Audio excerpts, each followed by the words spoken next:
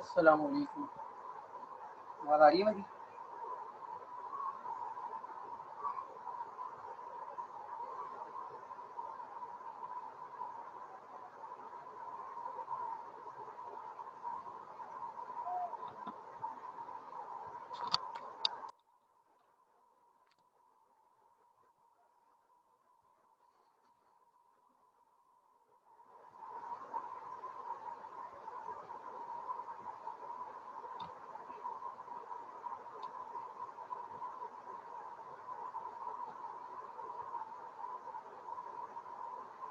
अच्छा जी, last class में मुझे बताइएगा मैंने लास्ट क्वेश्चन क्या करवाया था?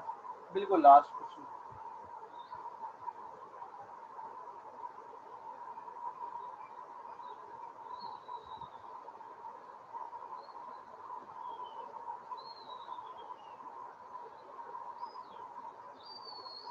ए नॉट बोथ आर कंबाइन ना, जिसमें दोनों कंबाइन थे वही करवाया था। बस उसी से आगे कंटिन्यू करेंगे, ठीक है?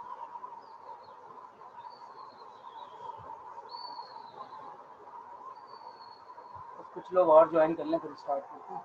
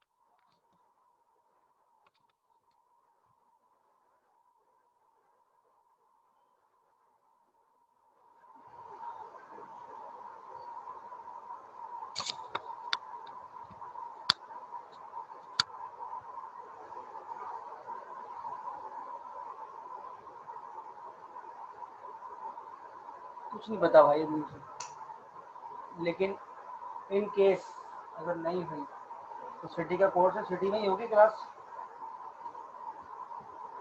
इन केस वैसे तो ऑनलाइन ही है, लेकिन इन केस अगर नहीं हुई तो सिटी का कोर्स है, सिटी में ही क्लास होगी शाम की टाइमिंग में। ठीक है, चलो कंटिन्यू करते हैं आगे से। वही क्वेश्चन, उसी तरह के क्वेश्चन जो है वो कंटिन्यू करते हैं। लाइक ये क्वेश्चन ले लेते हैं जो कि इसी तरह का है जो आप पिछली क्लास में करके आए, ताकि आपको थोड़ा सा और आइडिया हो जाए।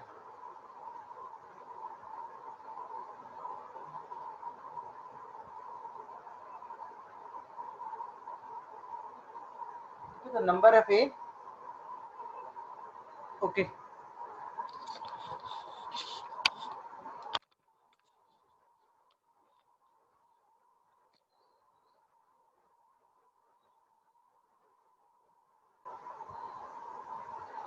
अच्छा, number of A should be even, या आप ये कह सकते हैं number of A should be divisible by 2 and number of B should be divisible by 3।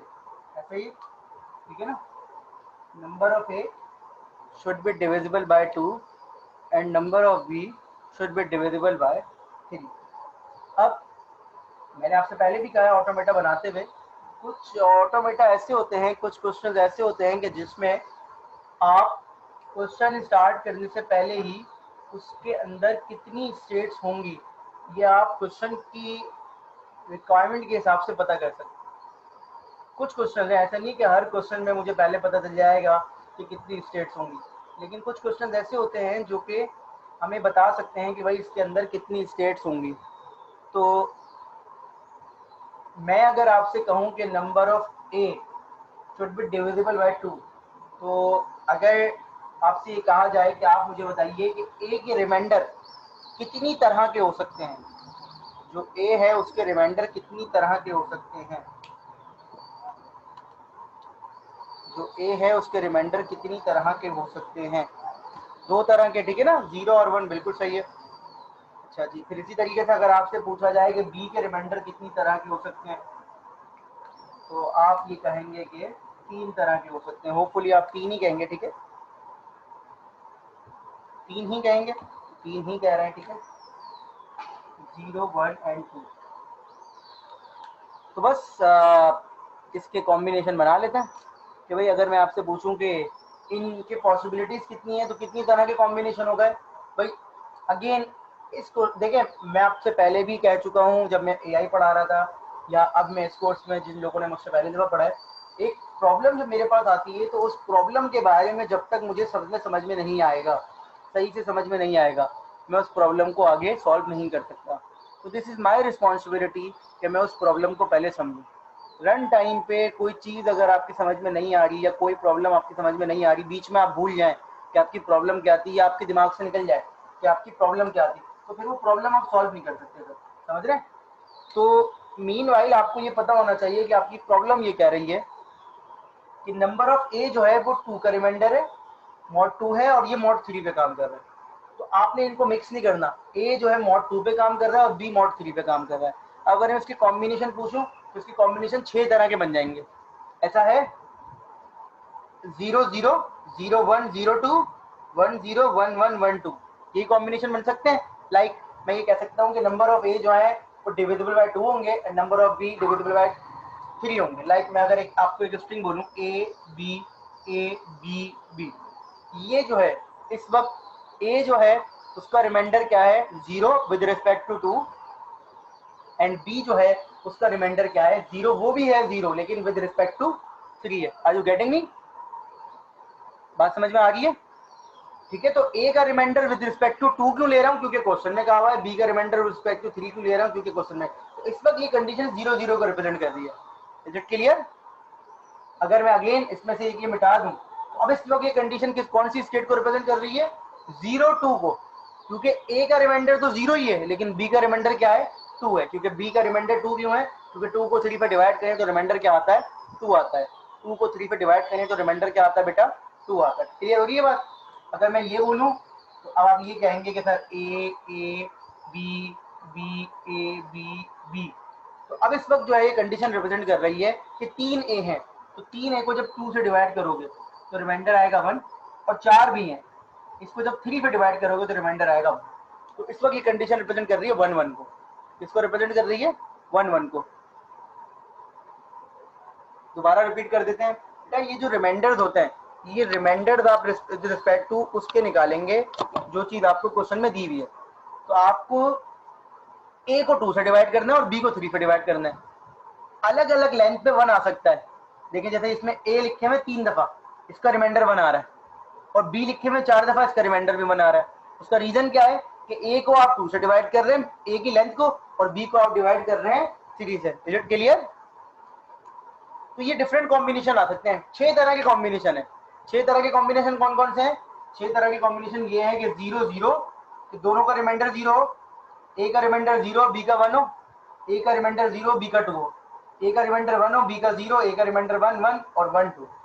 सबसे क्वेश्चन जब स्टार्ट होता है तो आपके पास रिमाइंडर्स, जाहिर सी बात है अगेन वही वाली बात हो जाएगी, जब क्वेश्चन स्टार्ट होता है तो दोनों के रिमाइंडर क्या होते हैं 0 होते हैं, क्योंकि दोनों की लेंथ क्या होती है 0 होती है। तो अगर मैं इनिशियली आपसे कहूं कि ये इनिशियल स्टेट है, तो इज इट क्लियर? ये इनिशियल स्टेट है आपकी 0 0। क्यों? क्योंकि इस वक्त ए का रिमाइंडर भी 0 है और बी का रिमाइंडर भी 0 है। समझ में आ गई ये बात?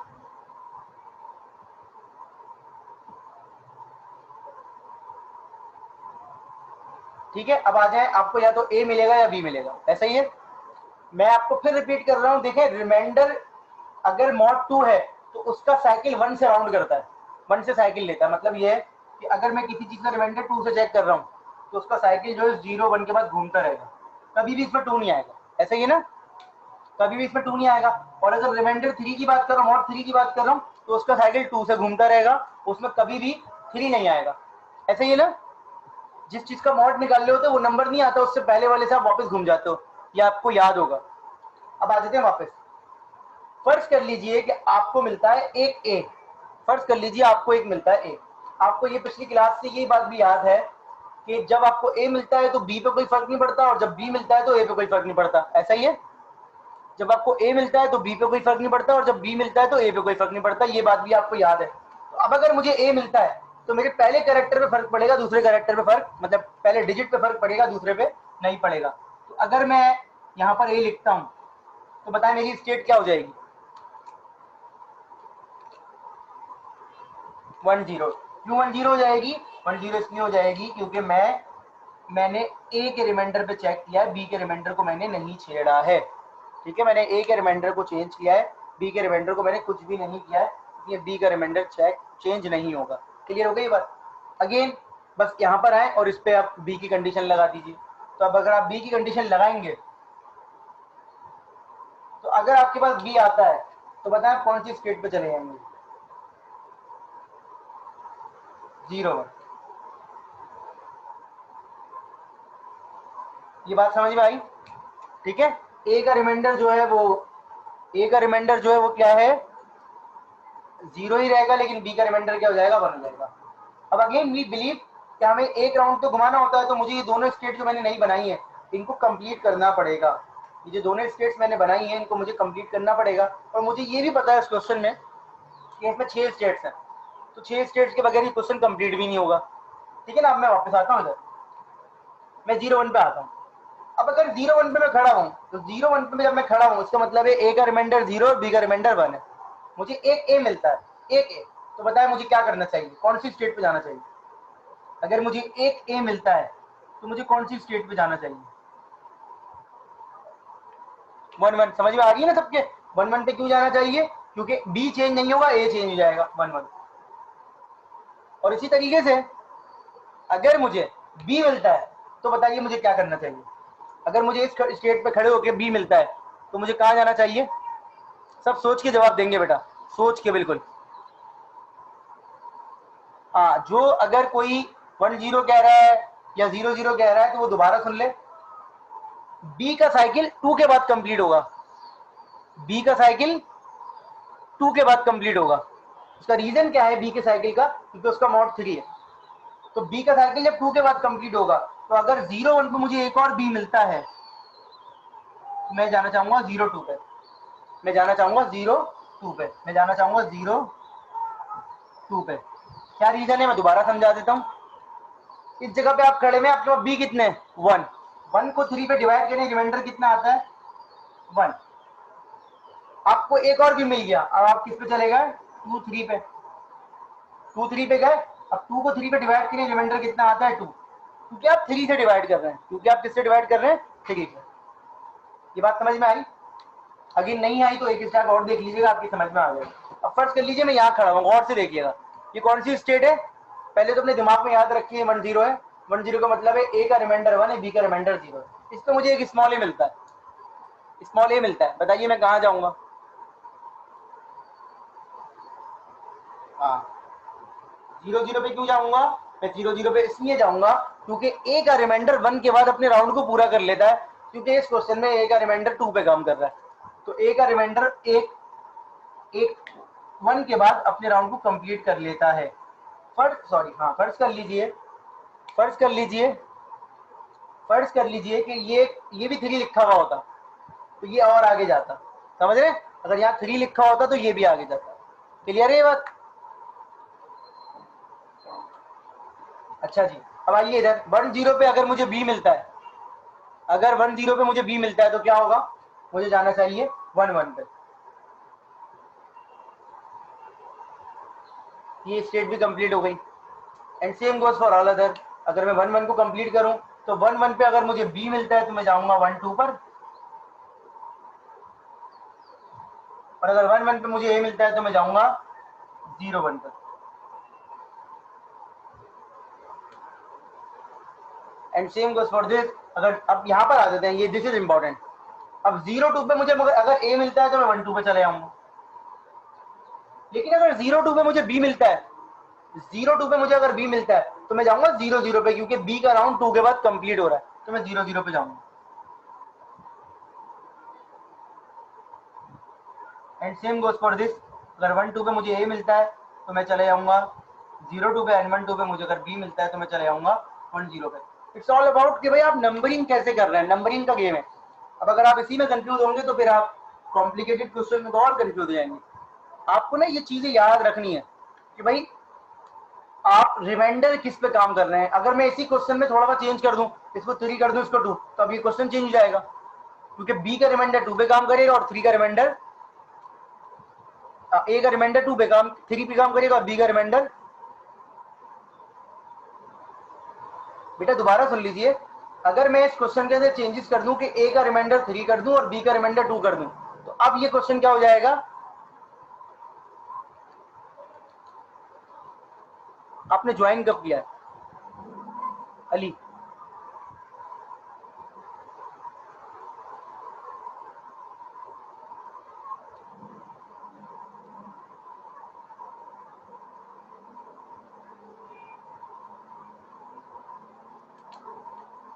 बेटा इसकी रिकॉर्डिंग देख लेना, मैं तुझे दोबारा क्वेश्चन तो नहीं समझा रहा, खैर चलो दोबारा बता देता हूँ। ठीक है बेटा, मैंने क्वेश्चन के स्टार्ट में ये कहा था कि जब तक क्वेश्चन ही समझ में नहीं आएगा तो क्या होगा। मुझे बता दीजिए क्वेश्चन क्या है हमारा अली, मुझे बता दीजिए क्वेश्चन क्या है, क्वेश्चन की रिक्वायरमेंट क्या है। शाबाश, आप क्वेश्चन की रिक्वायरमेंट बता दीजिए मुझे, शाबाश। पहले क्या रिक्वायरमेंट है क्वेश्चन की?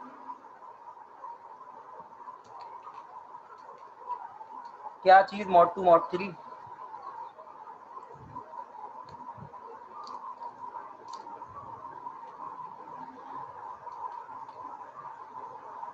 क्या चीज है mod 2 mod 3 बेटा?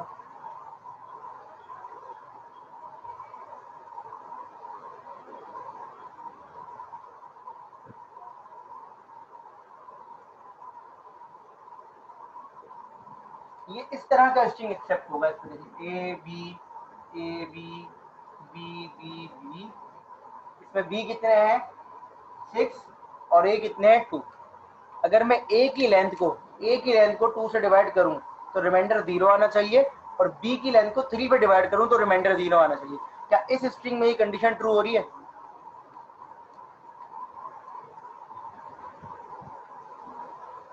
क्या इस स्ट्रिंग के अंदर ये कंडीशन ट्रू हो रही है? ठीक है, अब हम इसको देखने वेरीफाई कर लीजिए। ये स्ट्रिंग इस स्टेट के अंदर एंड होगा जब एक्सेप्ट होगा। देखिएगा B A B A B B B B accept हो रहा है। इसी तरीके से फर्ज कर लीजिए कि मैं इसको ये इनपुट देता हूँ और ए के बढ़ा देता हूँ, एक ए बढ़ा देता हूँ। अब इसमें ए कितने हो गए, ए 3 है, 3 को 2 से डिवाइड करो तो 1, और बी कितने हो गए इसके अंदर 5, 5 को 3 पे डिवाइड करो तो 2। इसको किस स्टेट के अंदर एंड होना चाहिए 1 2। इसको किस स्टेट के अंदर एंड होना चाहिए 1 2। इसको किस स्टेट के अंदर एंड होना चाहिए 1 2। अब देखें 1 2 में कैसे होगा, A B A B A B B B 1 2 में आ गया, समझ रहे?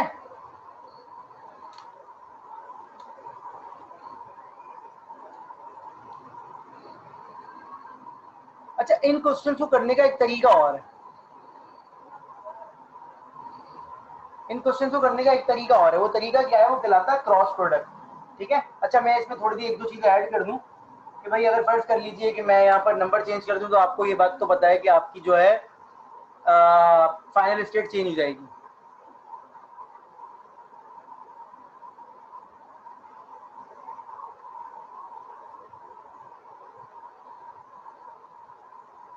अपनी मर्जी से कहाँ जाना है आपने अवेश? मैं समझा नहीं सवाल।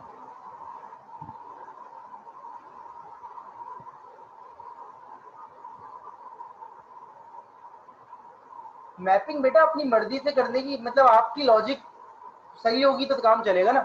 0 0 इनिशियल स्टेट यूं है क्योंकि शुरू में लेंथ 0 होती है। जी जी, फाइनल स्टेट 0 0 होगी बेटा, वो इसलिए होगी क्योंकि दोनों रिमाइंडर 0 है। अब अगर यहाँ 1 होता, यहाँ 2 होता तो फाइनल स्टेट ये हो जाती, यहाँ 0 होता और यहाँ 1 होता तो फाइनल स्टेट 0 1 हो जाती। समझ रहे हैं? हाँ, तो 12 स्टेट हो जाती।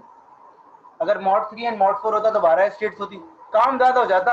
आप वो 2 3 पे समझे या 200 300 पे समझे, काम वही है। सही है? अच्छा, इन इसमें थोड़ा सा मैं एडिशन कर दूं। फर्स्ट कर ले, मैं इस क्वेश्चन को ये लिख देता हूँ, पिछली क्लास में बता चुके हैं लेकिन आपको मैं दोबारा से थोड़ा सा रिवाइज कर रहा हूँ। ये तो फर्स्ट कर ले, अगर मैं ऐसा कुछ कर दूं तो अब आप क्या करेंगे? अब आप बोलेंगे सर पहले मैं ए के रिमाइंडर और बी के रिमाइंडर का सेट बनाता हूँ।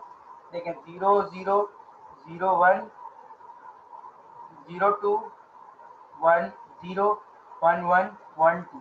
ठीक है भाई, ये सारी स्टेट्स थी आपकी। ए के रिमाइंडर 0 1 क्यों है? क्योंकि वो बी 2 से डिवाइड हो रहे हैं। बी के रिमाइंडर 0 1 2 क्यों? 3 पे डिवाइड हो रहा है। अब ये कह रहा है कि मॉड 2 ए का रिमाइंडर बी के रिमाइंडर से जहां जहां बड़ा है वो फाइनल है। ये कह रहा है कि ए का रिमाइंडर बी के रिमाइंडर से जहां जहां बड़ा या बराबर है वो फाइनल है, equal to greater than equal to. ठीक है, तो ये देखें, ये फाइनल हो जाएगी,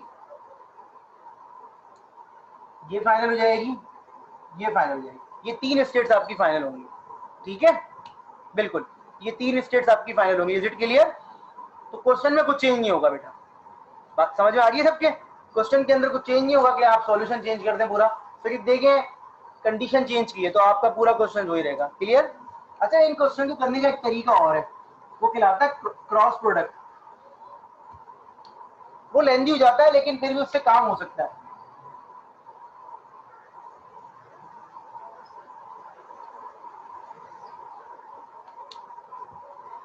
क्रॉस प्रोडक्ट लेंदी क्यों जाता है वो मैं आपको बताता हूँ अभी। लाइक वही वाला क्वेश्चन ले लेते हैं जो पिछली क्लास में हमने आपको करवाया था।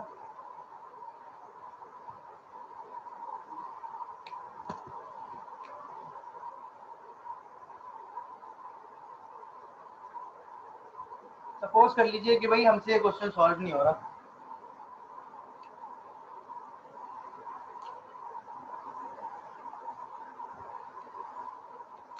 सपोज कर लीजिए कि हमसे क्वेश्चन सॉल्व नहीं हो रहा। हमने कहा यार ये तो हमसे सॉल्व किया। हमने कहा एक तरीका और है, वो कहलाता है क्रॉस प्रोडक्ट। जब भी दो एक तरह के क्वेश्चन आपस में कंबाइन हो रहे होते हैं तो वो क्रॉस प्रोडक्ट से हो सकते हैं। कैसे होते हैं? हमने कहा इन दोनों क्वेश्चंस को आप अलग सॉल्व कर लीजिए। अलग सॉल्व किया, इसमें तो कोई मसला ही नहीं है।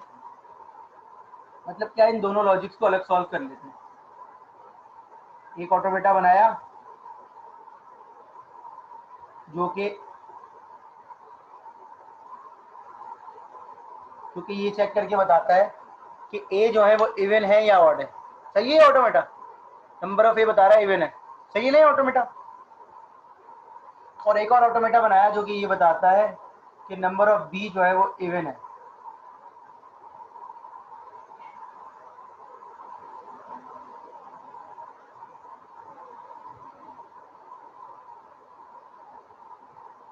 ठीक है भाई, दोनों ऑटोमेटा सही है। Number of A and number of B should be even, ये अलग अलग बनाया मैंने, ये सही है ना? अब ये कहता है क्रॉस प्रोडक्ट कि भाई आप इन दोनों को आपस में क्या कर दें, मल्टीप्लाई कर दें, मतलब क्रॉस प्रोडक्ट कर दें इनका। क्रॉस प्रोडक्ट कर देते हैं। हमने कहा भाई A comma B C comma D, A comma B C comma D. हमने इनके आपस में सेट बनाए, A C A D B C and B D. 4 set हो गए, 4 स्टेट आ गए। अब क्रॉस प्रोडक्ट ये कहता है कि ये 4 स्टेट आपके नए ऑटोमेटा के अंदर होंगे। क्रॉस प्रोडक्ट ये कहता है कि इस क्वेश्चन का सॉल्यूशन मैं आपको समझा रहा हूँ और इस क्वेश्चन के सॉल्यूशन को करने का तरीका ये है कि पहले आप इसको इंडिविजुअल सॉल्व कीजिए, उसके बाद आप ऐसे करके इसके सेट बना दीजिए। अब ऑटोमेटा बनाते हुए सबसे पहली चीज जो होती है इनिशियल स्टेट। अगर आपने ये सही बनाया है तो ये सही काम करेगा, अगर आपने यही गलत बनाया तो ये सही काम नहीं करेगा। अच्छा, सबसे पहली चीज होती है इनिशियल स्टेट। तो क्रॉस प्रोडक्ट बनाते हुए इनिशियल स्टेट की असम्पशन ये है कि जो आपने ऑटोमेटा इंडिविजुअल बनाए हैं, जो आपने ऑटोमेटा इंडिविजुअल बनाए हैं, उन दोनों के अंदर जो इनिशियल स्टेट थी उनका कंबाइन जहां पर आ रहा है वो आपके फाइनल ऑटोमेटा के अंदर इनिशियल स्टेट होगी। इसमें इनिशियल स्टेट कौन सी है? ए। इसमें इनिशियल स्टेट कौन सी है? सी। तो इन दोनों में इनिशियल स्टेट एक साथ जहां आ रही होगी वो हमारे नए ऑटोमेटा की इनिशियल स्टेट होगी। तो मैं यहां पर डिजाइन कर रहा हूं कि A C is my initial state. I am not talking about final state, अभी मैं सिर्फ इनिशियल स्टेट का बता रहा हूं। जब फाइनल स्टेट की जरूरत आएगी तो मैं वो भी बता दूंगा, क्योंकि इनिशियल स्टेट एक ही होती है, सिर्फ एक होती है, तो इसलिए एक ही हो सकती है, एक से ज्यादा नहीं हो सकती। तो लॉजिक यही बन रही है कि जहां दोनों की इनिशियल स्टेट एंड हो रही है वो बना लें आप। अब आते हैं वापस। अब आपके ऑटोमेटा की जरूरत क्या होती है कि आप तमाम स्टेट्स को कंप्लीट करते हैं। आप कहेंगे सर एसी पे स्मॉल ए की ट्रांजिशन करनी है और एसी पर स्मॉल बी की ट्रांजिशन करनी है। तो देखिए तरीका क्या है, तरीकाकार क्या है, वो ये है कि आप इन दोनों को लिखें ऐसे, मतलब अपने पास ऐसे ही समझा रहा हूं। आप ऐसे लिखें एसी, मतलब लिखने की जरूरत नहीं है, और एसी पे स्मॉल ए की ट्रांजिशन देखें। तो आपने कहा भाई ए पे स्मॉल ए, इंडिविजुअल ट्रांजिशन देखें।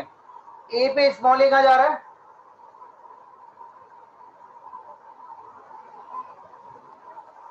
ए पे स्मॉल ए कहां जा रहा है? बी पर।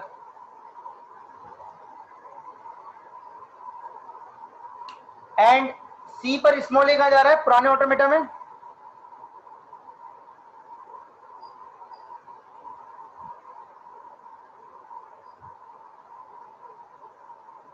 जी, मुश्किल चीज है।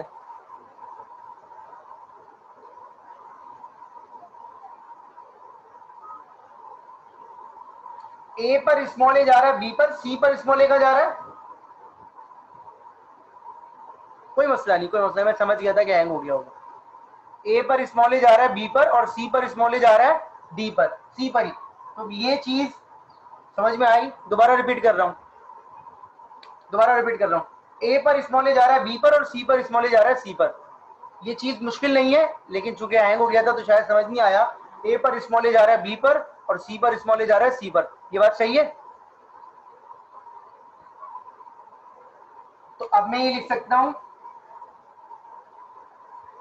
मेरी नई स्टेट होगी बी सी। क्लियर? अगेन एक स्टेप और करूंगा तो समझ में आ जाएगा। अब ए सी पे स्मॉल बी की ट्रांजिशन करनी है। देयर इज नो नीड कि आप हमेशा ऐसे करें, आप डायरेक्ट भी कर सकते हैं, लेकिन मैं आपको सिर्फ समझाने के लिए कर रहा हूं। ए पे स्मॉल बी कहां जा रहा है? सुकून से देखेंगे, ए पर, और सी पर स्मॉल बी कहां जा रहा है? डी पर। बिल्कुल बेटा। तो ए सी और स्मॉल बी का जा रहा है एडी पर, ए सी और स्मॉल बी का जा रहा है एडी पर। अच्छा, ये जो स्टेट बनेगी इन्हीं में से होनी चाहिए, वरना आप गलत काम कर रहे हैं। तो ए सी और स्मॉल बी जा रहा है एडी पर, तो मैं ये बना सकता हूं।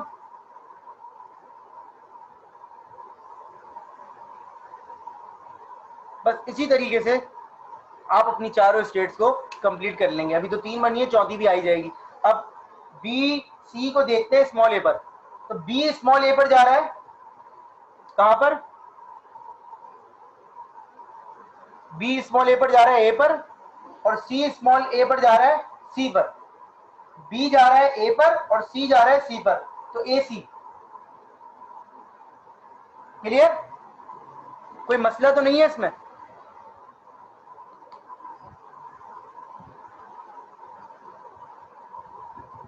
अब कैपिटल बी जा रहा है स्मॉल बी पर, कैपिटल बी पर, और सी जा रहा है स्मॉल बी पर डी पर। तो ये हो गया B D. And same goes for 2 others, उनको भी हम ऐसे कंप्लीट कर लेंगे। तो ए जा रहा है स्मॉल ए पर बी पर, और डी जा रहा है स्मॉल ए पर डी पर, तो ये जा रहा है बी डी। एंड ए जा रहा है स्मॉल बी पर ए पर, एंड डी जा रहा है स्मॉल बी पर सी पर, तो ए सी। टाइम लगता है, टाइम लगता है। इसका स्ट्रक्चर बड़ा सिंपल है, तो हम तो बहुत मजे से कर रहे हैं, लेकिन डेफिनेटली जब एक कॉम्प्लिकेटेड ऑटोमेटा होगा उसको आप कन्वर्ट कर रहे होंगे यूजिंग क्रॉस प्रोडक्ट, तो फिर आप आराम से कर सकते हैं। ठीक है, हमें पता है इसका स्ट्रक्चर क्या है, हम पिछली क्लास में ये क्वेश्चन को सॉल्व कर भी चुके हैं। तो हमें पता है स्ट्रक्चर पूरा यही आएगा, ठीक है। तो देखिए सिंपल, अगर आप पिछली क्लास वाले ऑटोमेटा को उठाएं जो इवन ऑड और इवन ए, इवन ए और इवन बी था, even A and even be जो क्वेश्चन था, उसको अगर आप उठाएं तो आपको लगेगा ये वही क्वेश्चन है, क्योंकि स्टेट के नाम चेंज हुए हैं।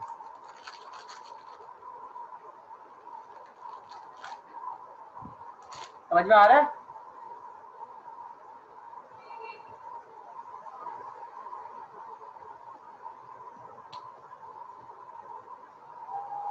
बात रही फाइनल स्टेट की, तो फाइनल स्टेट डिसाइड करते हुए ये कंडीशन देखी जाती है। अगर यहाँ एंड लगा हुआ है, अगर यहाँ एंड लगा हुआ है तो आपकी फाइनल स्टेट वो होगी जो इन दोनों की फाइनल का एंड होगी। अगर यहाँ एंड लगा हुआ है तो आपकी फाइनल स्टेट वो होगी जो इन दोनों की फाइनल स्टेट की एंड लॉजिक होगी। तो देखिए इसमें फाइनल स्टेट ए थी, इसमें फाइनल स्टेट सी थी, तो ये ए सी हो जाएगी इसकी फाइनल स्टेट। लेकिन फर्ज कर लीजिए, हाँ फर्ज कर लीजिए ये लगा हुआ था और, अब आपने क्या करना है, जहां जहां ए आ रहा है, जहां जहां सी आ रहा है इसके अंदर वो सब फाइनल। दोबारा सुन लीजिए, और लगा हुआ और, तो जहां जहां ए आ रहा है, जहां जहां सी आ रहा है इसके अंदर वो फाइनल होगी। इनिशियल स्टेट देखते हुए आपने दोनों की एंड लॉजिक देखनी, इनिशियल स्टेट देखते हुए। लेकिन फाइनल स्टेट देखते हुए आपने यहां की लॉजिक देखनी है कि अगर और लगा हुआ है तो और, एंड लगा हुआ है तो एंड लगा हुआ है, ठीक है। समझ में आ रही है बात?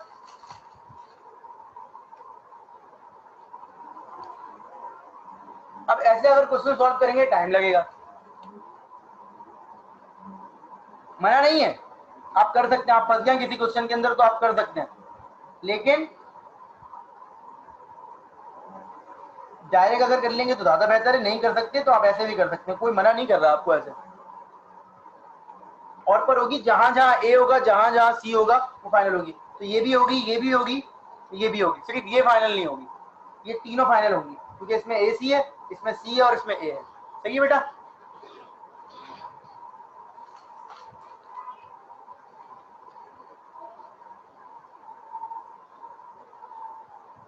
बता दूं?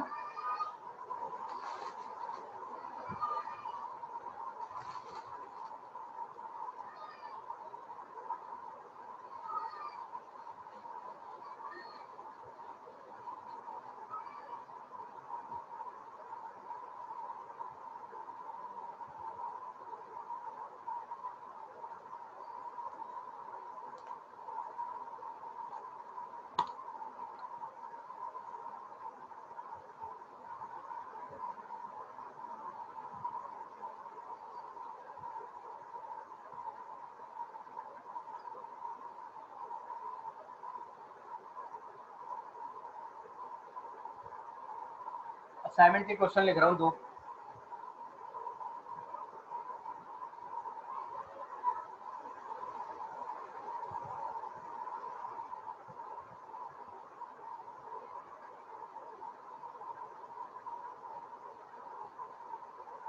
आपने इसको सॉल्व करना है with and without cross product.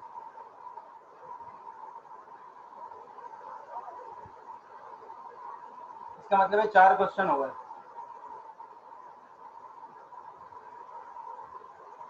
ठीक है ना। फिर आपकी प्रैक्टिस भी हो जाएगी। बच्चे होते हैं ना, कहते हैं प्रैक्टिस नहीं हो पा रही और ये है वो है, तो इस बहाने बच्चों की प्रैक्टिस भी हो जाएगी।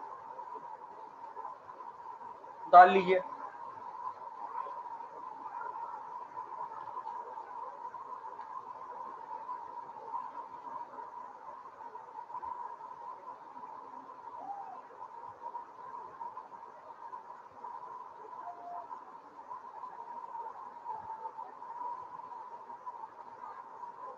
जल्दी से डाल लीजिए, सबमिट क्या करना है वो बता दूंगी।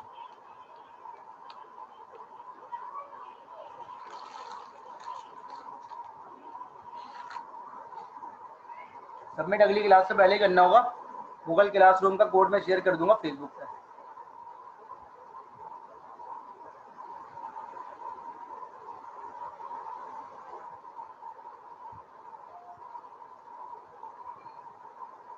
जी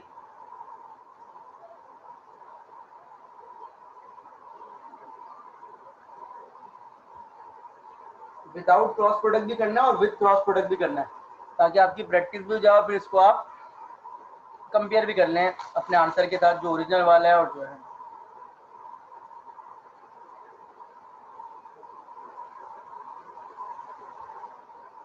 मिटा दें?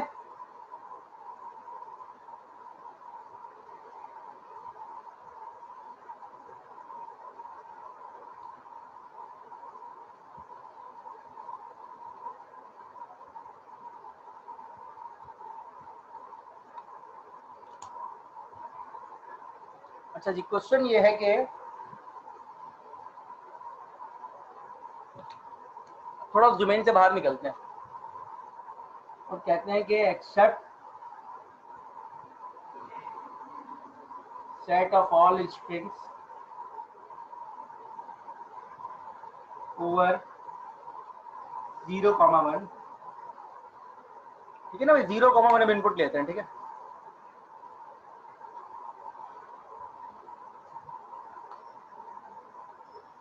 which when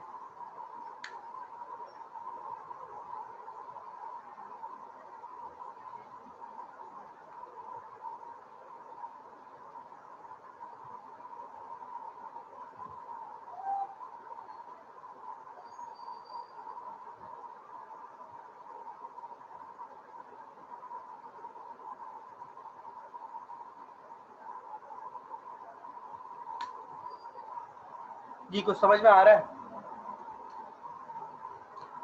कह रहे हैं कि 0,1 को इनपुट लेना, 0,1 जो है वो बाइनरी हो गया, कह रहे हैं उसको नंबर को इनपुट लें और which was interpreted as binary is divisible by 2। मतलब ये क्या होता है बाइनरी में? 1 0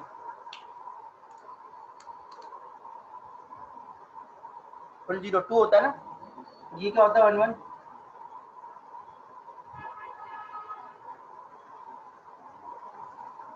तो यही कह रहा है,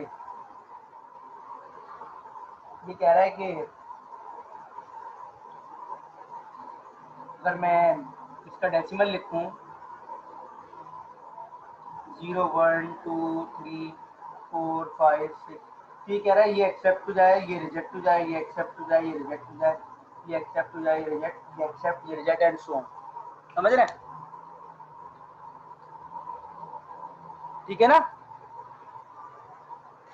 कह रहा है कि बाइनरी में number input low right hand side से, राइट हैंड साइड से बाइनरी में नंबर इनपुट लो और बस अगर नंबर इवन है तो एक्सेप्ट हो जाए, नंबर ऑड है तो रिजेक्ट हो जाए।